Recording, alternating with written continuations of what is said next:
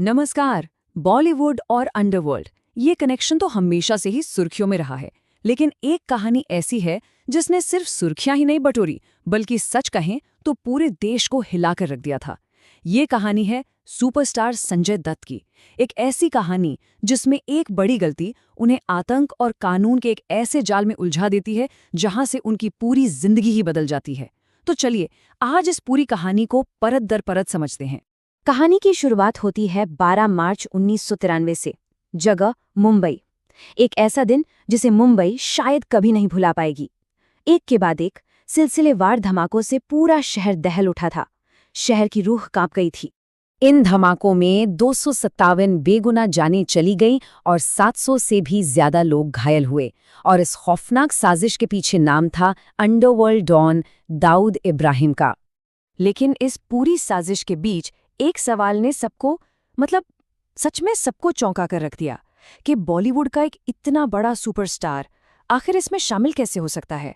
तो जैसे जैसे पुलिस की जांच की कड़ियां जुड़ती गईं, वैसे वैसे कुछ ऐसे चौंकाने वाले राज खुलने लगे जो सीधे बॉलीवुड की एक बहुत बड़े नाम की तरफ इशारा कर रहे थे। जांच के दौरान इब्राहिम बाबा चौहान नाम के एक आरोपी ने डीसीपी राकेश मारिया के सामने एक बड़ा ही अजीब सा कबूलनामा किया। उसने बताया कि दाऊद के भाई अनीस इब्राहिम ने उसे संजू बाबा के घर कुछ गिटार और टेनिस बॉल्स पहुंचाने के लिए कहा था। और पुलिस जानती थी कि इन कोड वर्ड्स का मतलब कितना खतरनाक है। गिटार का मतलब था AK-46 राइफलें और टेनिस बॉल्स का मतलब था हैंड ग्रेनेड्स। और ये संजू बाबा कोई और नहीं बल्कि सुपरस्टार संजय दत्त थे। तो हुआ ये कि जैसे ही संजय दत्त मॉरिशस से लौटे, एयरपोर्ट पर ही उन्हें गिरफ्तार कर लिया गया। और गिरफ्तारी के बाद वो पूरी तरह से टूट गए। उन्होंने पुलिस के सामने सब कुछ मान लिया। उन्होंने बताया कि हाँ, वो 1991 में दुबई में दाऊद और उसके भाई अनीस से मिले थे। फिर जब 1992 में दंगे हुए, शहर में माहौल बहुत खराब था, धमकियां मिल रही थीं, तो उन्होंने अपने परिवार की हिफाजत के लिए प्रोटेक्शन के लिए ऑटोमेटिक हथियार लेने की बात मान ली। और ये हथियार कोई और नहीं बल्कि अबू सलेम उनके घर पर डिलीवर करके गया था। इनमें से एक AK-46 राइफल और कुछ गोलियां उन्होंने रख ली। बाद में जब उन्हें एहसास हुआ कि कितनी बड़ी गलती है, तो घबराकर उन्होंने सबूत मिटाने की भी पूरी कोशिश की। बस इस एक गलती की कीमत बहुत बहुत बड़ी थी। एक ऐसी कीमत जिसने उनकी पर्सनल और प्रोफेशनल दोनों जिंदगियों को पूरी तरह से बदल कर रख दिया। संजय को शायद सबसे बड़ा झटका तब लगा जब उनकी सबसे करीबी दोस्त मानी जाने वाली माधुरी दीक्षित ने पब्लिक में आकर उनसे हर रिश्ता तोड़ दिया। उनका स्टेटमेंट था, मेरा संजय दत्त से कोई लेना देना नहीं है। मैं ना उनसे प्यार करती हूँ और न ही उनसे शादी करने वाली हूँ। सोचे ये कितना बड़ा झटका रहा होगा। और कमाल की बात देखिए, उसी दौरान उनकी एक फिल्म आने वाली थी, खलनायक। और उसके मेकर्स ने इस विवाद को भुनाने का कोई मौका नहीं छोड़ा। फिल्म के पोस्टरों पर हथकड़ी पहने संजय की तस्वीर के साथ क्या लिखा था पता है? लिखा था, हाँ मैं हूँ खलनायक। मतलब रियल और रियल लाइफ के बीच की जो लाइन थी वो जैसे पूरी तरह मिट चुकी थी। और यहीं से शुरू हुई उनकी जिंदगी की सबसे लंबी और मुश्किल लड़ाई, जिसमें जेल की सलाखें थीं, राजनीतिक दांवपेच थे और अपनों का विश्वासघात भी था। ये कानूनी लड़ाई एक दशक से भी ज्यादा चली।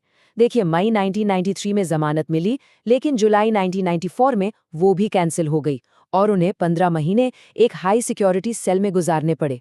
फिर अक्टूबर 1995 में सुप्रीम कोर्ट से जमानत मिली।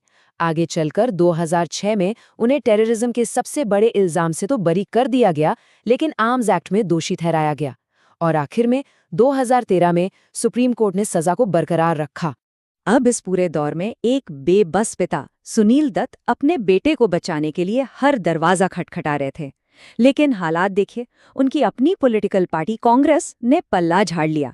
महाराष्ट्र के जो मुख्यमंत्री थे वो उनके पॉलिटिकल राइवल थे और धीरे धीरे हर तरफ से दरवाजे बंद होते जा रहे थे। जब सारे रास्ते बंद हो गए तो सुनील दत्त ने एक ऐसा कदम उठाया जिसकी किसी ने भी उम्मीद नहीं की थी। वो मदद मांगने पहुंचे अपने सबसे बड़े राजनीतिक दुश्मन के पास, और वो शख्स थे शिवसेना प्रमुख बाल ठाकरे। अब सोचिए ये कितना बड़ा मूव था। ठाकरे ने न सिर्फ उनकी मदद की बल्कि पब्लिक में आकर एक बहुत बड़ा बयान दिया। उन्होंने कहा, मुझे नहीं लगता कि दत्त परिवार का कोई भी सदस्य कभी देशद्रोही हो सकता है। बस इस एक बयान ने एक ही झटके में दत्त परिवार के लिए पूरी राजनीतिक हवा का रुख ही बदल कर रख दिया। अब कहानी में एक नया मोड़ आता है। 2000 के दशक में, जब एक तरफ कानूनी मुश्किलें चल ही रही थीं, संजय दत्त के करियर ने एक ऐसी जबरदस्त वापसी की जिसने उनकी पूरी इमेज ही बदल दी। ये उनकी जिंदगी का शायद सबसे अजीब दौर था। एक तरफ पर्दे पर वो मुन्ना भाई बनकर लोगों को जादू की झप्पी दे रहे थे, और दूसरी तरफ असल जिंदगी में उन पर टाडा के टेरर चार्जेस चल रहे थे। पर्दे पर वो गांधीगिरी सिखा रहे थे और कोर्ट में उन्हें आर्म्स एक्ट के तहत सजा सुनाई जा रही थी। मतलब एक तरफ जनता का बेपनाह प्यार था तो दूसरी तरफ कानून की सजा, दोनों साथ साथ चल रहे थे। और इसी करियर की ऊंचाइयों के बीच उन्हें एक बहुत गहरा सदमा भी लगा। साल 2005 में उनके पिता सुनील दत्त का निधन हो गया। वो इंसान जो हर मुश्किल में उनकी ढाल बनकर खड़ा था, अब नहीं रहा। चलिए अब इस कहानी के आखिरी अध्याय पर आते हैं, जिसमें अदालत का अंतिम फैसला है, जेल की सजा है और आखिरकार आज़ादी है। तो साल 2013 में सुप्रीम कोर्ट ने अपना फाइनल फैसला सुनाया। उन्हें अवैध हथियार रखने का दोषी पाया गया और कुल 5 साल की सजा दी गई। टीडा कोर्ट ने पहले 6 साल की सजा दी थी, जिसे सुप्रीम कोर्ट ने कम कर दिया, और इस 5 साल में से वो पहले ही 1.5 साल जेल में काट चुके थे। इसके बाद मई 2013 में संजय दत्त ने खुद को कानून के हवाले कर दिया। उन्हें पुणे की यरवदा जेल भेजा गया, जहां उनकी पहचान बन गई कैदी नंबर 16656। जेल में उन्होंने रेडियो यरवदा के लिए आरजे का काम भी किया और आखिर में उनके अच्छे बर्ताव की वजह से उन्हें फरवरी 2016 में समय से पहले रिहा कर दिया गया। रिहाई के बाद के वो पहले पल बेहद इमोशनल थे। उन्होंने जेल पर लहराते तिरंगे को सलाम किया और फिर बाहर निकलकर सबसे पहले जमीन को छूकर अपने माथे से लगाया। ये एक तरह से 23 साल लंबे एक मुश्किल सफर के खत्म होने का प्रतीक था। तो आखिर संजय दत्त की कहानी है क्या? क्या ये एक चेतावनी भरी कहानी है कि एक गलती की सजा कितनी बड़ी हो सकती है, या फिर ये हर बार गिरकर टूटकर फिर से उठ खड़े होने और वापसी करने की एक मिसाल है? शायद इस सवाल का जवाब उनकी जिंदगी के इन्हीं उतार चढ़ाव में ही कहीं छिपा है।